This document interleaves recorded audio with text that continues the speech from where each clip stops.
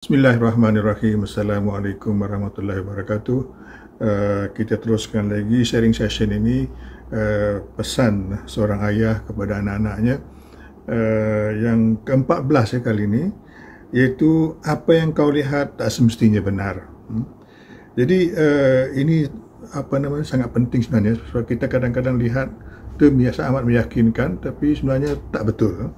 Dan sehubungan dengan ini Allah berfirman, maksudnya lebih kurang dalam surah Al-Hujurat, wahai orang-orang yang beriman, jauhilah banyak dari prasangka.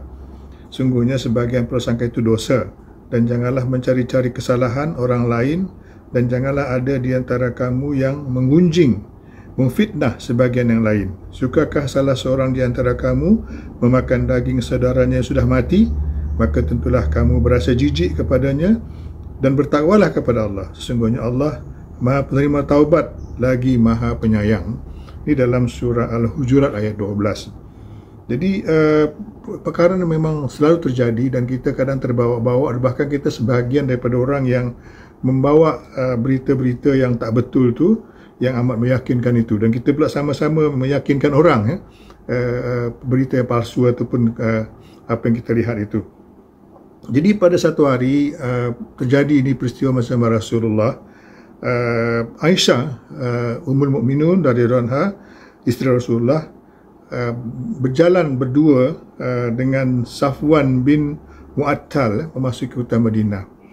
Jadi waktu itu baru lepas peperangan Mustalik, peperangan Bani Mustalik. Berdua sahaja kan. Jadi timbullah desas-desus mengatakan isteri Rasulullah ni curang lah kan, macam itulah kan, pasal dia boleh nampak berdua memasuki kota Madinah dengan tadi Safwan tadilah kan. Jadi berita ni bersebar kan, bahkan orang-orang yang hampir dengan Rasulullah pun menyebarkan berita itu kan. Jadi semua orang susah hatilah, sahabat-sahabat yang hampir dengan Rasulullah, dan Rasulullah sendiri memang terkesan jugalah dengan fitnah ini tersebar dengan meluas.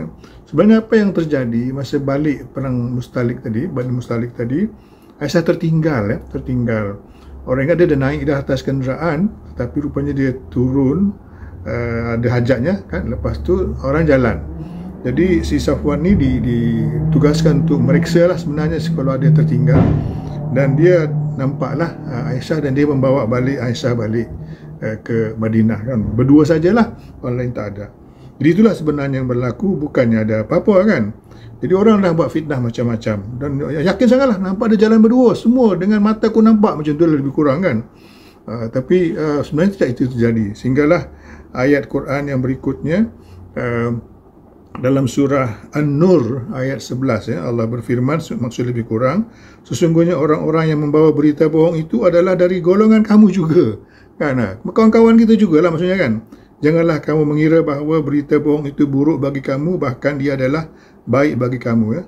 Setiap orang dari mereka mendapat balasan dari dosa yang dikerjakannya, dan siapa di antara mereka yang mengambil bahagian terbesar dalam menyebarkan berita bohong itu, baginya azab yang besar. Dalam surah An-Nur. Jadi inilah sekarang berlaku dalam zaman kita ni, dalam internet ni, orang sebarkan maklumat melalui WhatsApp, buat video yang sangat meyakinkan. Kita ingat itu betul-betul lah, kita pun sama-sama forward, dan kita cerita-cerita tambah-tambah pula lagi tu kan, tambah-tambah lagi. Jadi itulah dosa besar. Jadi apa yang kita lihat tu tak sepertinya benar. Sekian, Assalamualaikum warahmatullahi wabarakatuh.